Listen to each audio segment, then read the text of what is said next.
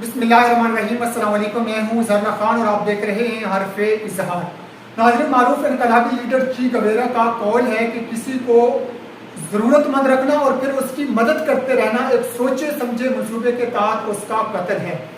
ناظرین، پاکستان کے اندر بے شمار رفاہی ادارے، سماجی تنظیمیں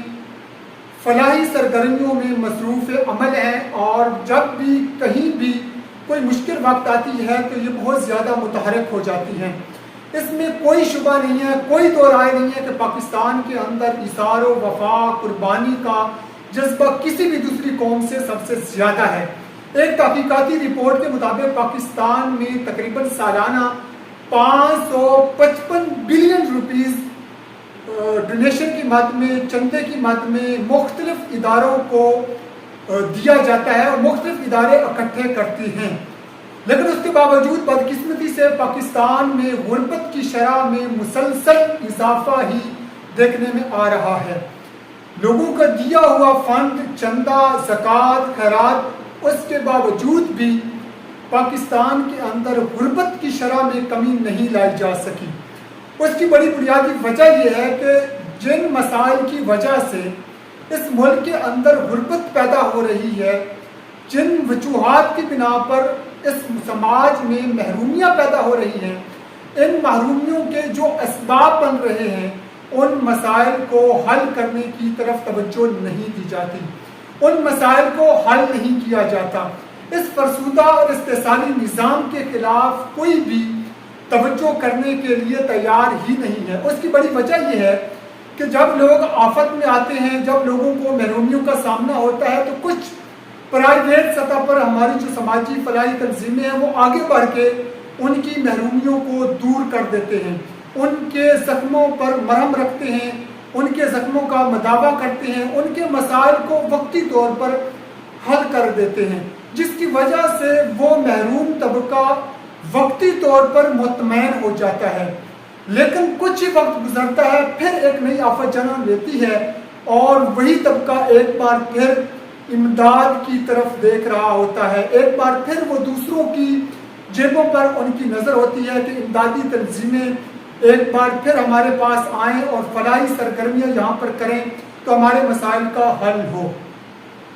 ناظرین، یہ مسئلے کا حل ہرگز نہیں ہے۔ ناظرین، یہ ممکن ہی نہیں ہے کہ کوئی اپنے طور پر اس پورے سماج کی محرومیوں کو دور کر سکے۔ کوئی بھی پرائیویٹ تنظیم، کوئی بھی فلاحی ادارہ، کوئی بھی تنظیم لوگوں کے مسائل حل نہیں کر سکتا۔